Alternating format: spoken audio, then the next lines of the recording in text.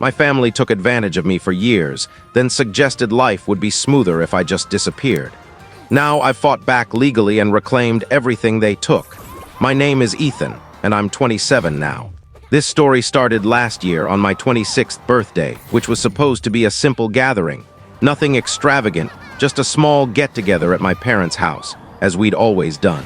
I stopped expecting grand gestures from them long ago. Truthfully, I was there for my young niece, who adored birthdays no matter whose they were, and for the chocolate cake I baked myself, knowing they'd never get it right.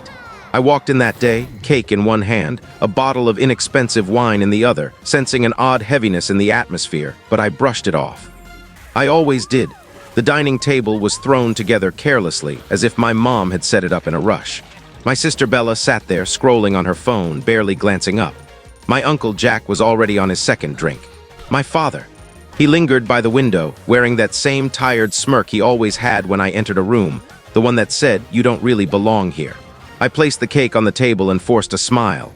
"Happy birthday to me, I suppose," I said, half joking. No one chuckled. We sat down to eat. No one had bothered to ask what I wanted for dinner, so it was casserole. Again, I don't mind casserole, but it wasn't about the food. It was about effort, or the lack of it.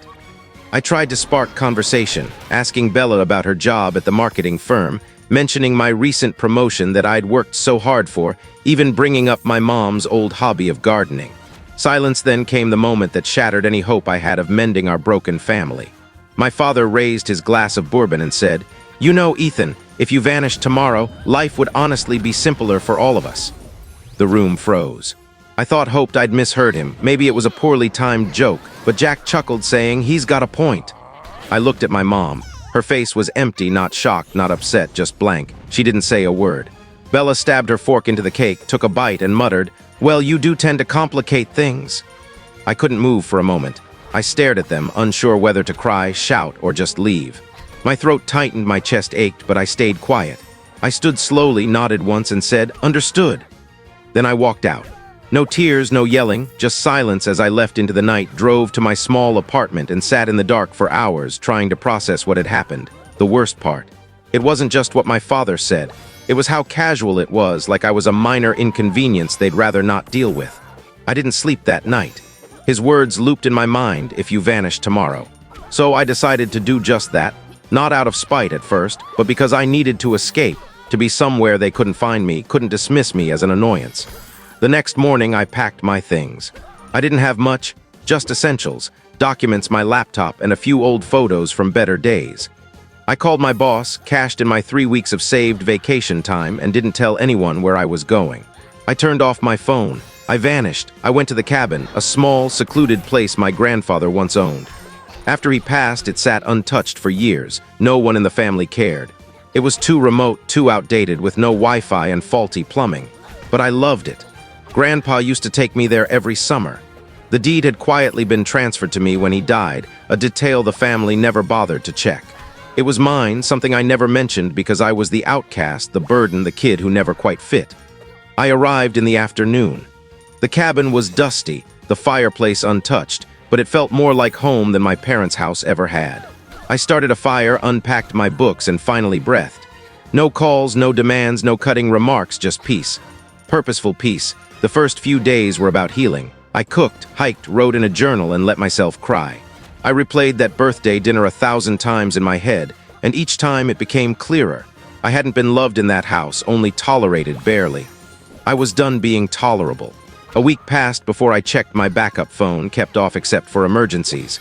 Curiosity won, and I powered it on briefly to see a flood of messages and missed calls. "Bella, where are you? Dad's losing it." "Mom, call me, it's urgent." "Jack, we need to talk, man." "Dad, get on the phone now." I frowned. This wasn't what I expected, so I dug deeper. Using my laptop at a nearby secure hotspot, I checked some accounts, and what I found chilled me. Credit card payments had failed, piling up late fees. Bella's car had been towed. A lien was placed on the family home, all in 1 week. Every bill had my name on it. They'd been using my credit, my identity, for years, assuming I'd never notice that I owed them. At 19, my dad had me co-sign papers, saying it would build my credit. When Bella lost her job 2 years ago, my mom quietly used my social security number for an emergency credit line. I hadn't checked because I trusted them. But when I left, their safety net vanished, and now they were panicking. I wasn't ready to call them back, not until I understood the full extent of their betrayal. The next day, I drove to town to meet a lawyer named Tara, a sharp woman in her late 30s with a no-nonsense demeanor. I walked into her office with a folder of bank statements, co-signed contracts, and a sinking feeling. She reviewed everything slowly, her expression hardening with each page. When she finished, she leaned back and said, "Ethan, this isn't just financial exploitation, it's fraud. You could press criminal charges." I blinked. Against my family, she didn't waver. "Yes, your parents and sister. They've used your identity, forged signatures, opened credit lines in your name, and even used your name as collateral for a second mortgage on their house." My stomach dropped. "A mortgage?" I asked. She slid a document across the desk. 3 years ago, after my grandfather died, my parents claimed I'd agreed to co-sign a $120,000 equity loan on their home. It paid off Bella's debts, Jack's legal fees, and my mom's failed bakery venture. My hands shook. "They forged my signature," Tara nodded. "They assumed you'd never find out. As long as you paid your bills and didn't check your credit, it worked.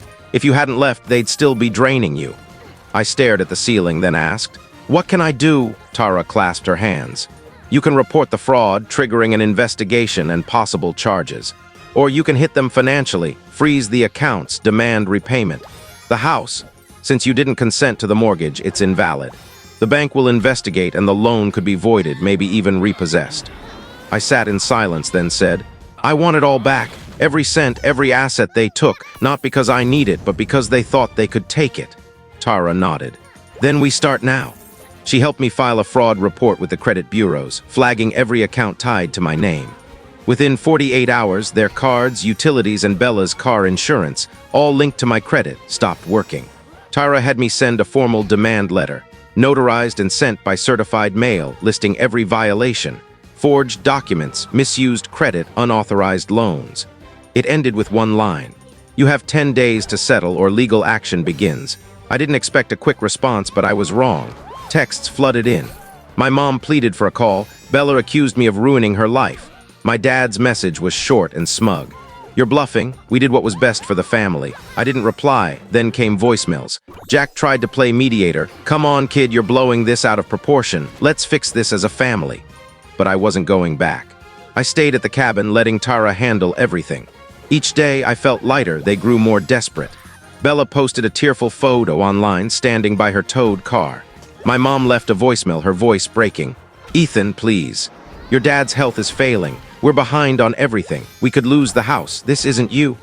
I almost felt guilty, almost. Then I remembered my mom's silence at my birthday as my dad said the cruelest thing a parent could say. On day 10, a car rolled up the cabin's gravel driveway. I thought it was a delivery, but when I saw who stepped out, I froze. It was them. My dad, mom, Bella, and Jack, looking worn, stressed, aged. My dad's shirt was wrinkled, Bella's face bare of makeup, my mom sleepless. They stood like a defeated team. My dad spoke first. "We need to talk." I didn't respond. I leaned my axe against a log, wiped my hands, and walked to the porch. I opened the door and there was Tara, holding a thick folder, smiling calmly. My dad glanced at her, confused, then glared at me. "What's this?" he asked, trying to sound in control. I pointed to the porch table. "Sit. If you want to talk, it's here, all of you." They hesitated but sat. My mom's hands trembled. Bella avoided my gaze, fidgeting with her sleeve. Tara stepped forward, still standing. "I'm Tara Klein, Ethan's attorney. This conversation is recorded and anything said can be used in court." My dad scoffed. "A lawyer? You're ambushing your own family?" Tara didn't flinch. "You ambushed him for 7 years." Bella finally spoke. "This is insane. You're making it bigger than it is." I leaned forward. "No, you're just not used to me standing up for myself." That silenced her. Tara opened the folder, laying out papers. "Let's start with the forged mortgage. Here's your signature, Ethan, from when you were out of the country. Passport records prove it." My mom tried to speak, but Tara cut her off. "I'm not finished." More papers, credit applications in my name, a car lease for Jack's kid, Bella's business loan, all tied to my identity. My dad raised his voice. "We're family. This wasn't illegal. We were surviving." Tara's smile was icy. "Intent doesn't excuse fraud. Ethan never consented." Silence fell, heavy and thick. I leaned against the railing. "Do you know what it felt like, Dad, to hear you say my absence would make your life easier? On my birthday, do you even get what that meant?" He looked away. Bella stayed quiet. My mom tried to speak but couldn't. I continued. I left because I needed peace. I was your safety net, your bank, and you never even thanked me. When I stopped being useful, you called me selfish. Tyra pulled out the final paper. This is a formal notice. Ethan is freezing all accounts Tidora to his name and seeking $194,000 in damages for fraud, unauthorized debts, and emotional harm. My dad shot up, knocking over his chair. You think a judge will side with you over your family? I stepped closer. I think a judge will follow the evidence, and trust me, there's plenty emails, texts, voicemails. You weren't careful. Jack muttered. This is crazy. We didn't mean for it to go this far. Tyra glanced at her watch. You have 7 days to respond. We're open to settling out of court. If not, we proceed. Bella snapped. So you're just going to ruin us? Everything we built? I laughed coldly. Built? You used me. Everything you have came from my credit, my effort. And what did I get? A toast telling me I'm disposable. My mom reached for me, her eyes soft for a moment. Ethan, we're family. I stared at her hand. You were my family, I said, stepping back. They stood silent, staring at me like I was a stranger. Maybe I was. Or maybe they were finally seeing the real me, the one who wouldn't beg for love or shrink when pushed. The sun dipped behind the trees, casting long shadows. Tyra packed her folder. Are we done? She asked. I nodded. She turned to them. Get a lawyer. They shuffled to their car. No more arguments, no bravado, just silence. The doors slammed, the engine roared, and they were gone. But it wasn't over. They didn't respond within the 7 days. No settlement, no counteroffer, no apology, just more silence. As a kid, I was the one smoothing over their tempers, desperate to keep the peace. Now I wasn't waiting. Tyra filed the lawsuit Monday morning. I signed every page calmly, feeling lighter with each one. Fraud, identity theft, financial damage, emotional distress. We weren't holding back. Within a month, the consequences hit hard. The court voided the forged mortgage after Tyra presented bank records, time-stamped emails, and my travel logs proving I wasn't in the country when I supposedly signed. The judge didn't hesitate.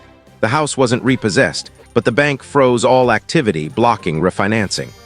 Late fees piled up, interest soared, and their financial web unraveled as my name was removed from their accounts. Bella's boutique shut down quietly, a closed for repairs sign never removed.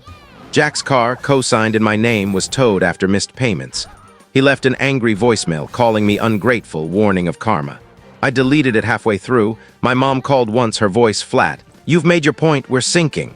I replied softly, no, I'm just cleaning up your mess. The case took nearly a year. They dragged it out, delaying hearings, claiming I was unstable or vengeful. But Tara was relentless, precise. The judge ruled in my favor on every count. They were ordered to pay $198,000. All accounts in my name were severed. My credit was cleared. Bella faced a fine for falsifying loan applications, but I didn't pursue criminal charges, not out of kindness, but for my own peace. I used some of the money to rebuild my credit and plan my future. The rest, I renovated the cabin. In 6 months, it was transformed. New plumbing, solar panels, a cozy office for remote work, and a finished stone fireplace, just as Grandpa wanted. It wasn't just a hideout. It was my home. One day, while stacking firewood, a car pulled up. I almost ignored it. Visitors were rare, and I liked it that way. But I looked, and it was Bella alone in worn jeans and an oversized hoodie. No makeup, no pretense, just her. She looked smaller, humbled. She stayed by the car, hands tucked in her sleeves. I'm not here to argue, she said. I just wanted to see where you went, what you chose over us. I nodded. She glanced at the trees, the porch, the quiet. It's beautiful, she said softly. I understand now.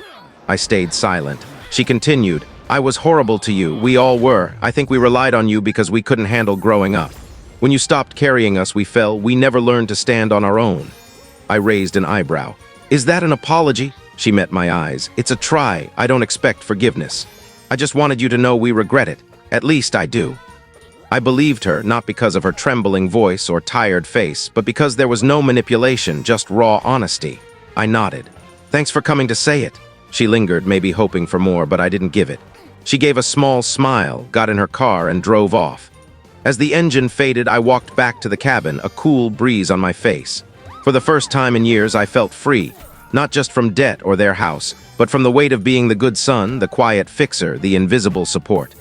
I'd faced them, held them accountable, fought back, not with screams or tears, but by walking away, by vanishing, and when I did, they finally saw me. Thank you for watching my story. If you enjoyed it, please subscribe and press the bell icon. Stay tuned for more real-life stories, get more experiences.